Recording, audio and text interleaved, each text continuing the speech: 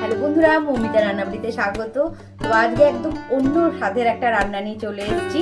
দেখো, আজকে লাউ দিয়ে হবে শিং মাছ। তো চলো তোমাদের সাথে রান্নাটা শেয়ার করে ফেলি। আমি লাউ দিয়ে শিং মাছ রান্না করব। তার জন্য লাউটাকে আমি এভাবে জিরিজিরি করে কেটে নিয়েছি, আর শিং মাছে নুন হলুদ মাখিয়ে নিয়ে আমি কড়াইতে গরম তেলে আমি মাছগুলো দিয়ে দেবো। আমার ভাজা হয়ে গেছে, খুব বেশি ভাজবো না, দিয়ে আমি তুলে নিলাম।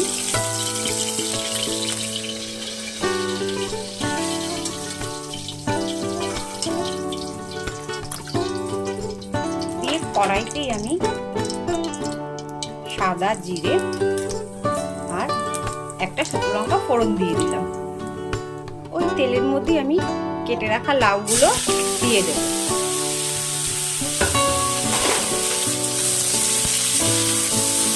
তার মধ্যে আমি দিয়ে দেব স্বাদ মতো লবণ, হলুদ আর কাঁচা লঙ্কা আমি মাঝখান থেকে চিড়ে রেখেছি, এটা দিয়ে দেব।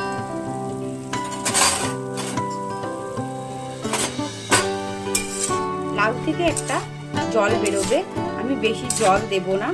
লাউটা সেদ্ধ করার মতন অল্প একটুই জল দেব। লাউটা থেকে জল বেরিয়েছে, তাই জন্য সেদ্ধ হওয়ার জন্য আমি পরিমাণে অল্প একটু জল দিয়ে এটা কিছুক্ষণের জন্য ঢাকা দিয়ে দেব।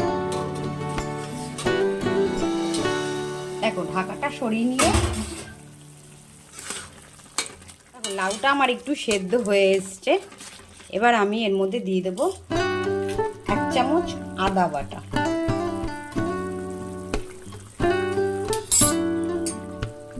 আমি একটু নাড়াচাড়া করে আরো কিছুক্ষণ হওয়ার জন্য ঢেকে রাখবো। দেখো, আদা বাটা দিয়ে একটু ফুটে উঠেছে, আমি এবার দিয়ে দেব মাছ।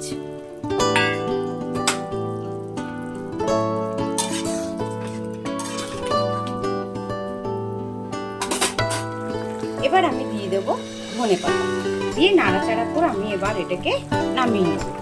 লাউ দিয়ে শিং মাছের ঝোল আমার হয়ে গেছে। তো এইটা খুব বেশি ঝোল আর খুব বেশি মশলা আমি দেব না। এটা একটা সুস্বাদু এবং খুব উপকারী খাবার।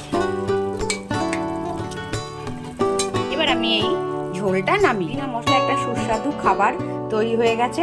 তো এরকম ঘরোয়া রান্নার রেসিপি পেতে অবশ্যই আমার চ্যানেলটা সাবস্ক্রাইব করে রেখো, বেল আইকনটি টিপে আমার পাশে থেকো।